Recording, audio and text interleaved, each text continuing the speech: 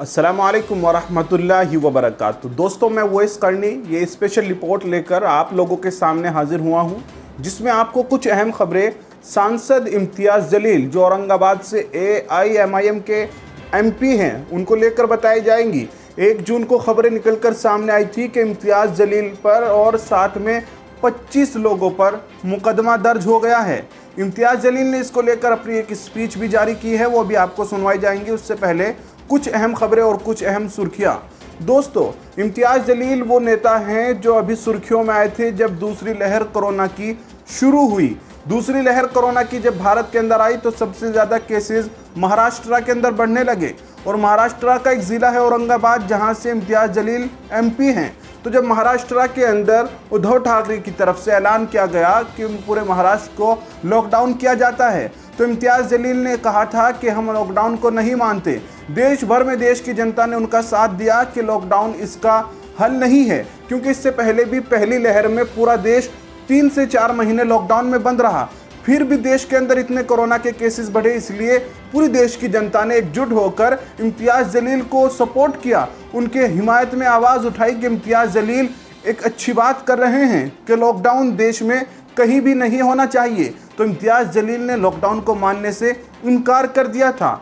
ये तो बात रही जब दूसरी लहर कोरोना की शुरू हुई। उसके बाद में दूसरी लहर कोरोना की शुरू हुई और केसेस इतने बढ़े कि ये हकीकत में बीमारी इस साल आई, जिसकी वजह से पूरे देश में अलग अलग राज्य सरकारों ने लॉकडाउन किया, और अब हालात जो हैं वो सही और बेहतर होते जा रहे हैं, जिसकी वजह से महाराष्ट्र के अंदर कुछ छूट मिली थी और दुकानें खुलना शुरू हो गई थी। वो 25 लोग जिन पर मुकदमा दर्ज हुआ है इम्तियाज़ जलील के साथ, वही हैं जो अपनी दुकानों को खोल रहे थे।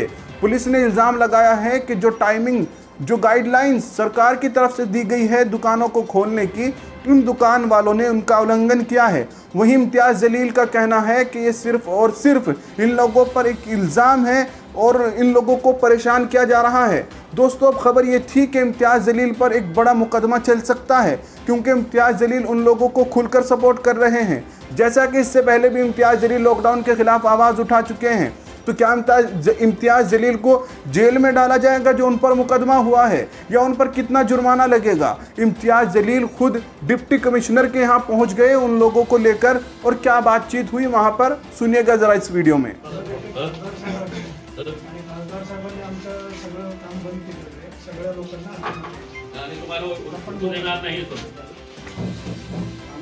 मॅडम आपल्याला कृपा करून सांगतो मी जाइए वो मैडम को लेके जाओ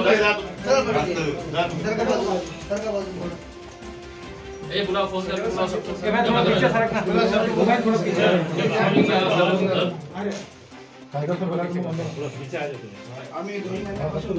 अरे ये अधिकारी का काम है मजदूरों के लिए है तो है इसमें बात करना करके कलेक्टर दिया के पैसे के इन्होंने पैसा दिया है मजदूरों के लिए। सर मेरी किराने की दुकान है, 1 महीने तो पूरा बंद है सर। 24,000 लेना इनके जेब में से निकालो पैसे। 24,000 रुपये भाड़ा है सर मेरे किराने की दुकान है। 30,000 रुपये का बीमा है। पुलिस वाला तो आगे बुला सबको आगे सब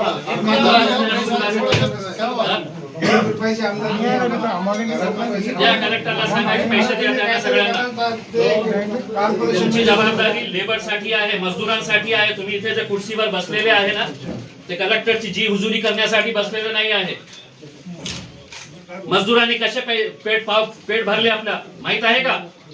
आपण मला बोलून काय सर? अरे तू इथे बसलेला आहे ना, लेबरसाठी बसलेला आहे, लेबरच्या हितासाठी बसलेला आहे तू। मान्यच आहे ना, पण मी यांचं दुकान काय बंद काय 50-50 हजार रुपयाची फाईन लावतो? कोण आहे ते राज क्रॉस राजवाले कोण आहे? असेल त्यांच्याकडे 50 लोक काम करणारे लोक असेल, त्यांच्या पोटाचा आपण दिले का त्यांना पैसे? अरे राजवाले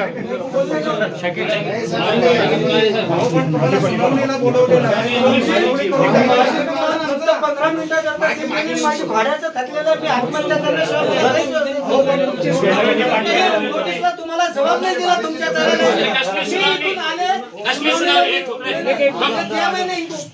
असली सुनावणी घेता चले 1-1 महीना है तो बंद करके रखे हुए दुकान। अरे कलेक्टर का भगवान आहे का उसके अंदर? कलेक्टर म्हणजे कलेक्टरला सांगा हे सगळे मजदूर या दुकानामध्ये जे काम करतात त्यांची पगार द्यायला सांगा। तुम्ही हे मजदुरांसाठी इथे बसलेले आहे. बरं मी कळव हं? तुम्हाला इथून आम्ही उचलू देणार नाही, उठून देणार नाही. इथून बोलवा पोलिसांना. कशाला एक सिस्टम सांगा की किती फाईन, 1000, 2000, 5000 रुपये काय फाईन करायची आहे ते फाईन करा तुम्ही. मी मगाशी पण आपल्याला सांगितलं की प्रत्येकाची परिस्थिती बघून कदाचित त्याला अरे कशी परिस्थिती? समजा या माणसाच्या दुकानामध्ये 50 लोक काम करत असेल तर त्या 50 लोकांच्या मजदुरांच्या यांनी काळजी घेतली म्हणून त्यांचं घर चाललं.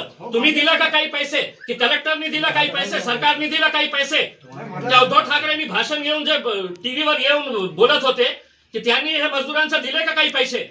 अरे सर एक चाय वाला की उन्हें काश लागी देंगे 50,000 रुपए मेरा 3 चाय महीने वाला खाते हुए सब चाय की दुकान है तुम्हारी? चाय खिलौने की दुकान है, क्या कमाऊंगा सब मैं?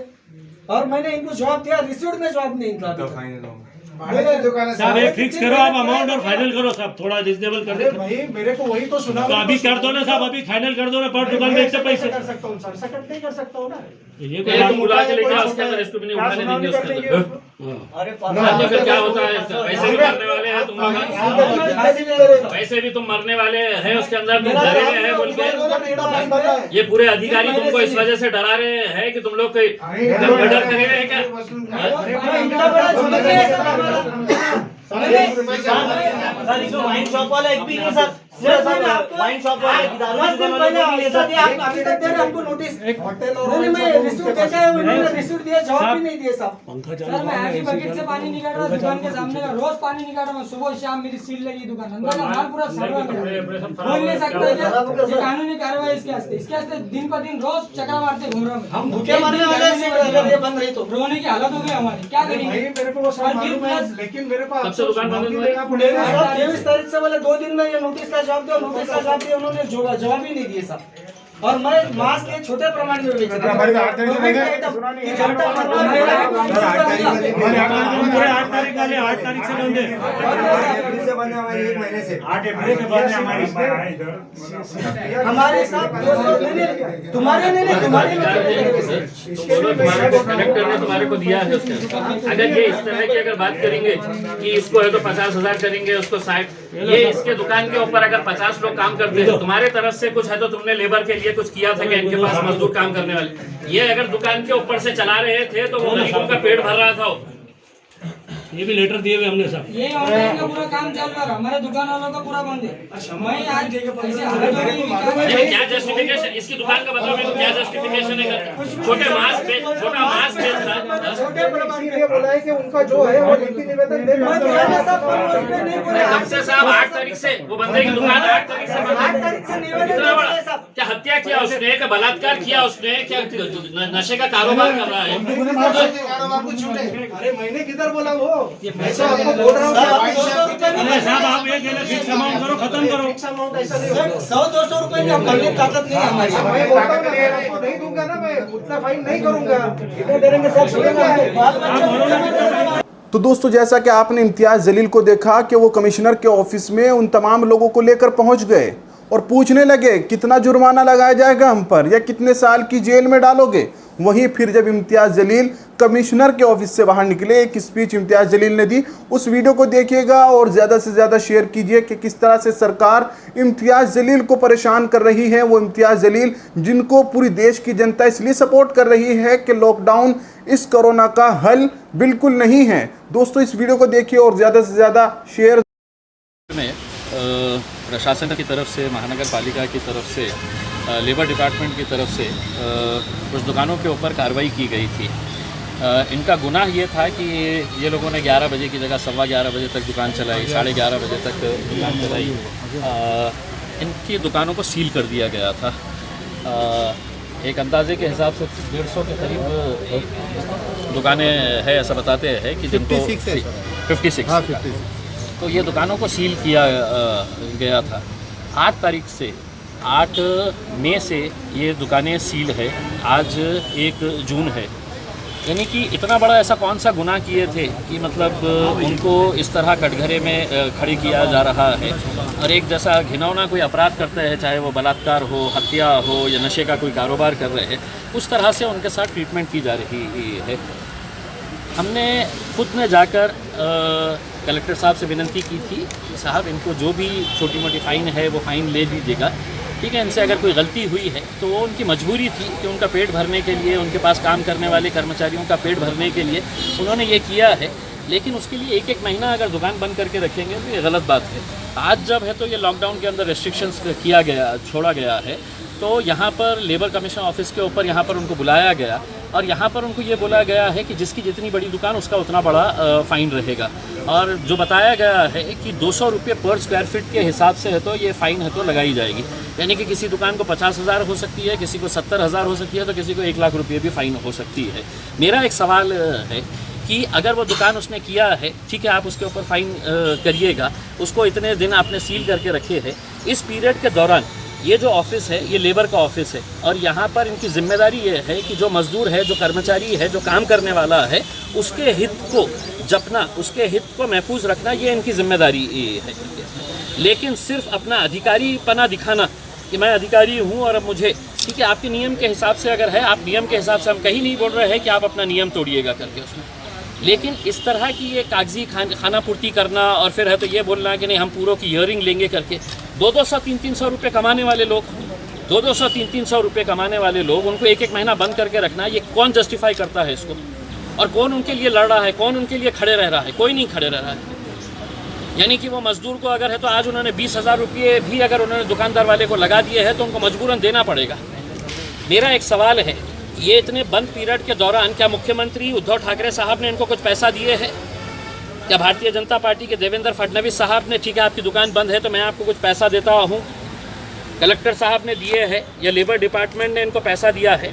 पैसा तो इन लोगों ने उल्टा इन लोगों को देना चाहिए कि तुम इतने दिन बंद थे, हम तुम्हारे को पैसा दे रहे हैं, लेकिन उल्टा उनके जेब से खींच कर निकालना मेरे हिसाब से ये एक दड़पशाही है, ये एक डिक्टेटरशिप के जैसा है, हुक्मशाही है।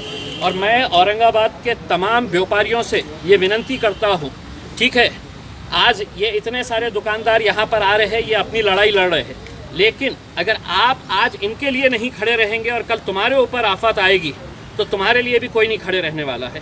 पूरा शहर उस वक्त खामोश रहेगा। आज ये मत समझिएगा कि मेरे पड़ोस वाले की दुकान है, मेरा क्या लेना देना है, मैं तो अपना कारोबार करूँगा। कल तुम्हारे ऊपर भी ये आफत आ सकती है। अगर पूरा व्यापारी वर्ग एक साथ मिलकर एक ताकत बनकर अगर नहीं खड़े रहा तो हो सकता है कि आज इनको छोड़ दिया जाएगा, कल आपको पकड़ा जाएगा।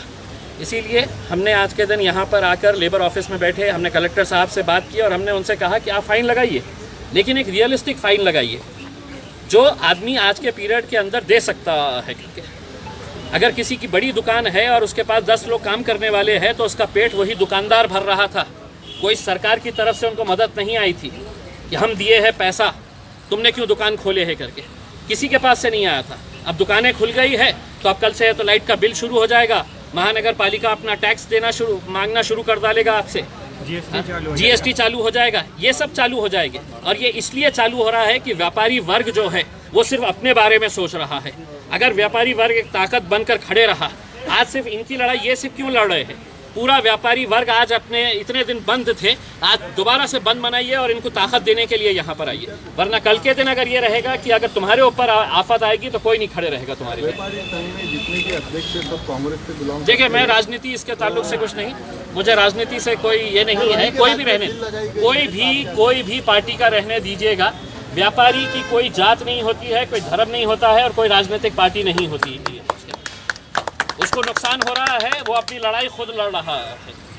लेकिन एक सवाल मेरा ये है प्रशासन से और सरकार से, उद्धव ठाकरे साहब मैं आपसे ही पूछना चाहता हूँ, मुझे ये बताइएगा कि अगर एक गरीब आदमी को जो 300 रुपये कमाने वाला है उसके लिए आप सारे कायदे कानून नियम अगर रख रहे हैं, तो एक धन्ना सेठ मिलन मिठाई भंडार वाला जिसकी दुकान 2 बजे बंद की जाती है, जिसकी दुकान 2 बजे बंद की जाती है, 5 बजे दुकान वो खोल दी जाती है, तो आखिर किसके बोलने के ऊपर खोली जाती है? फिर दूसरे दिन जब हम उसका विरोध करते हैं तो फिर बंद कर दी जाती है। तो आप हमको सिस्टम बताइएगा कि आपके राज्य के अंदर किसको कहाँ पे मिठाई पहुँचाने का है, तो वो मिठाई हम भी पहुँचाने के लिए तैयार हैं। हम रोड के ऊपर खड़े रह के हैं तो भीख मांगेंगे लोगों से, लेकिन इसका मतलब ये नहीं है कि गरीबों के लिए अलग कानून बनाएंगे, छोटे व्यापारियों के लिए अलग कानून रहेगा और बड़े लोगों के लिए अलग कानून रहेगा। इसका जवाब आप दीजिएगा। अगर नहीं देंगे तो हम अदालत के अंदर भी जाएंगे कि आपकी जो नाइंसाफ़ी है। यहाँ पर लोग एक उम्मीद से आते हैं कि सरकार प्रशासन हमारे हित में खड़े रहेगा, लेकिन अगर इसी तरह की अगर दादागिरी चलती रही तो आप अपने हिसाब से चलिए, हम हमारे हिसाब से चलेंगे।